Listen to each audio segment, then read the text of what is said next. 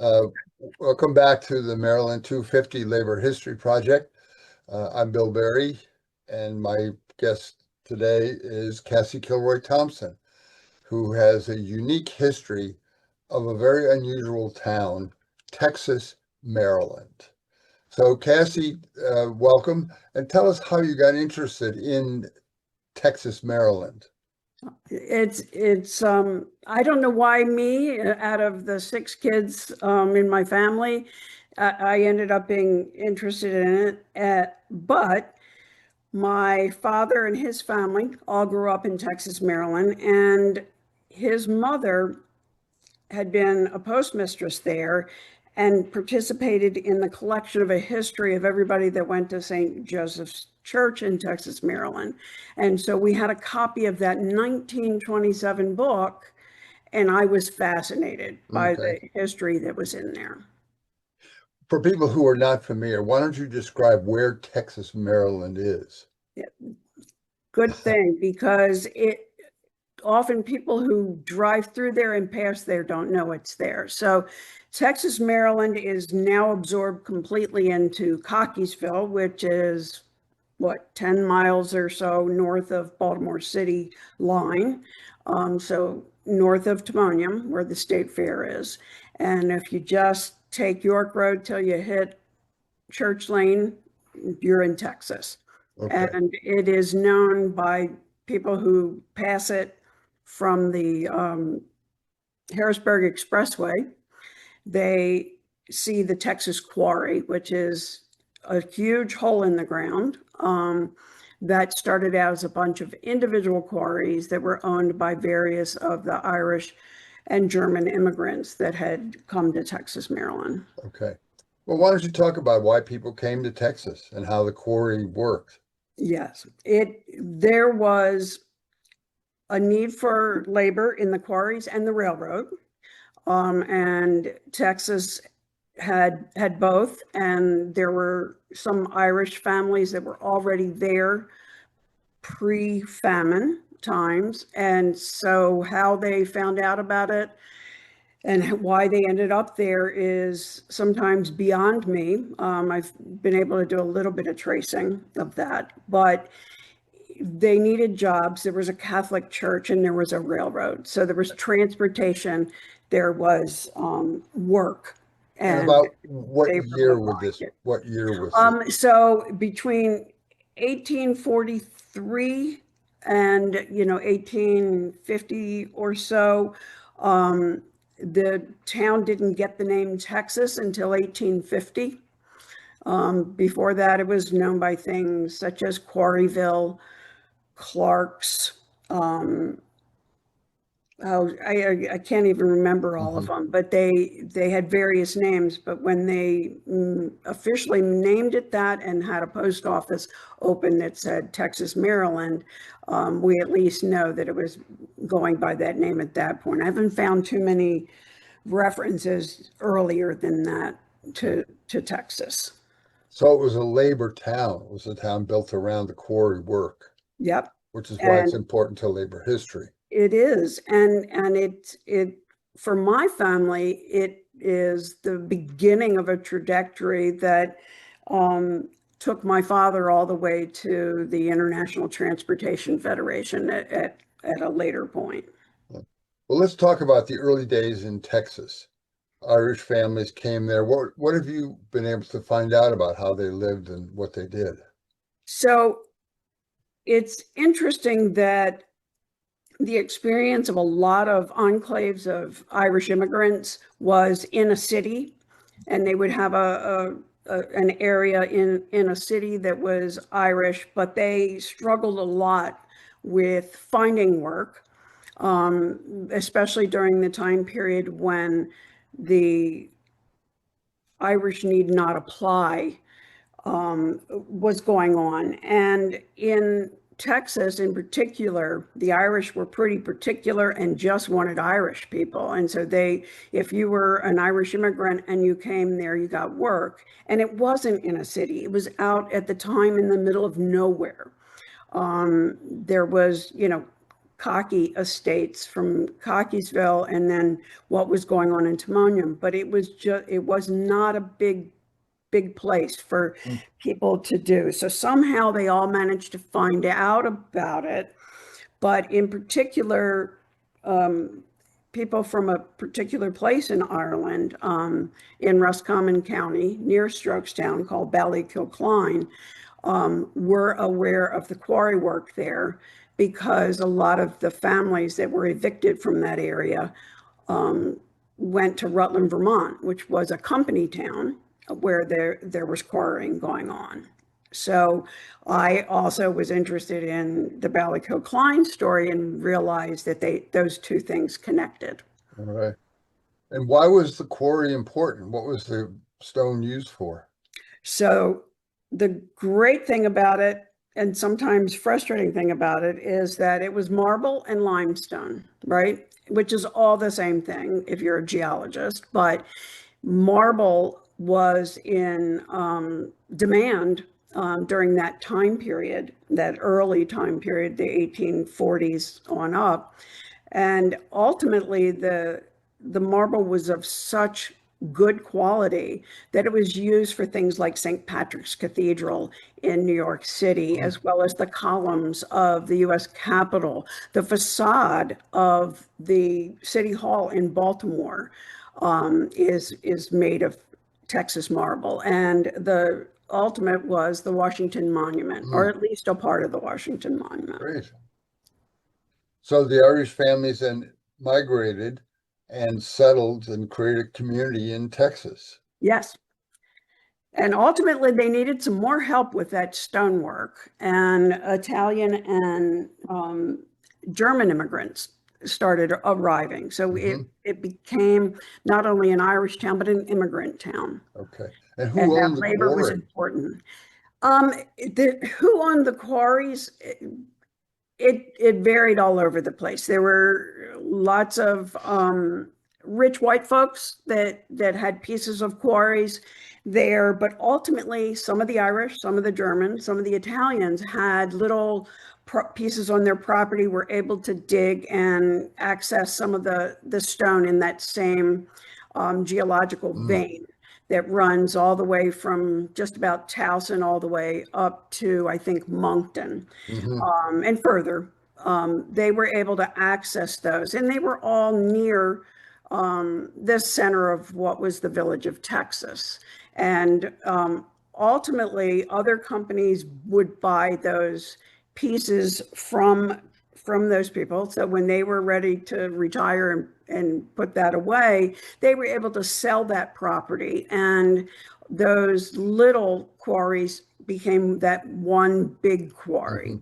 And that was, I know in the case of my family, that's how my family ended up in Baltimore City, was that they finally had enough money that they could move into the city and do the other things that they were doing. Because the whole interesting trajectory for workers generally, but certain for immigrants, of social mobility.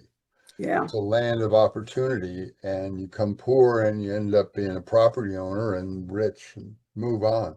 Yeah, and they were, the stories that were told about leaving Ireland due to the Great Hunger were such that people would go, well, how did they, how were they able to do that? How were they able to do that? And,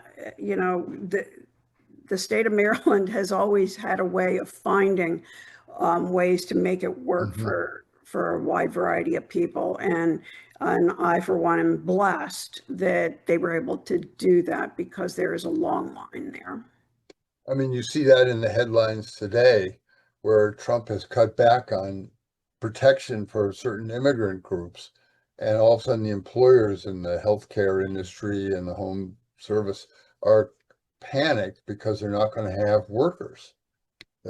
And what's fascinating is it also seems to come hand in hand with an increase in the number of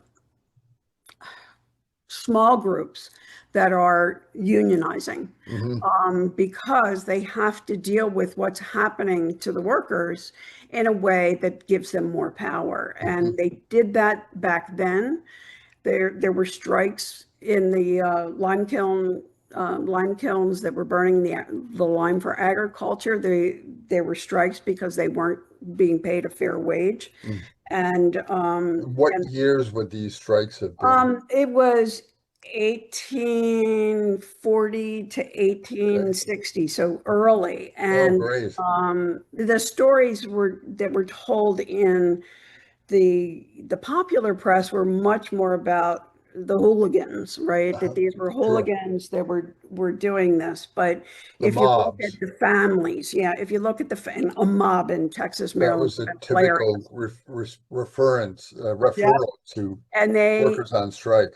and they would, if you followed the names of the people that were in articles that talked like that, then you would find that ultimately some of them became governors of the state of Maryland and one up, the Yeah, O'Connors yeah, in particular. So okay.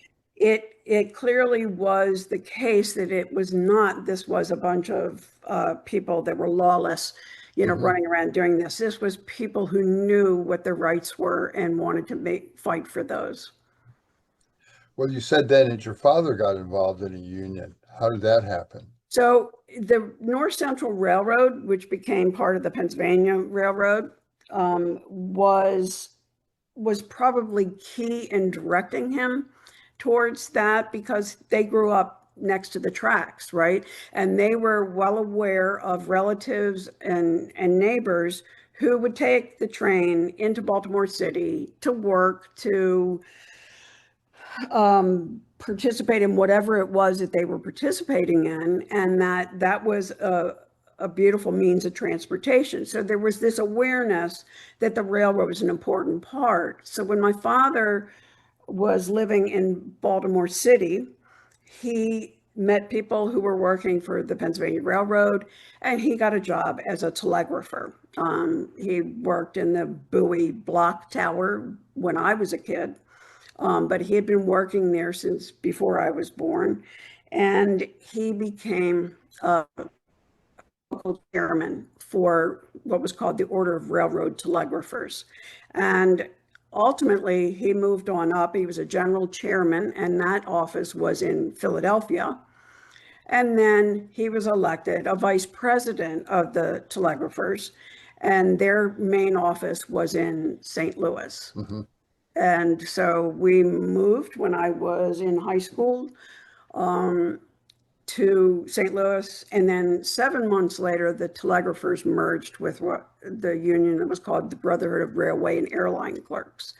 And that move to outside of Chicago was what started Dad's trajectory. So here he was in this position. He was a well-spoken man with a big heart and a love for everybody, who only had a ninth grade education, but you would never have known him because he was Right. self-educated. So that put him into the spotlight when he moved the union's offices back to Maryland in 1980 maybe, is what I'm thinking. He was elected president of the union in 1981. And he president of the AFL-CIO, which led to his international work with transportation. The union itself became called the Transportation Communication Employees Union, and now is a part of weirdly, the Machinists Union, but that's Great. way after Dad. That's a great history, but it's a union background in Texas. Yeah. One of the other things that we've seen is that there is a record of Black families living in Texas. What have you found about that? So it's fascinating to me because I was doing some work with, why am I going blank on his name? Mr. Diggs.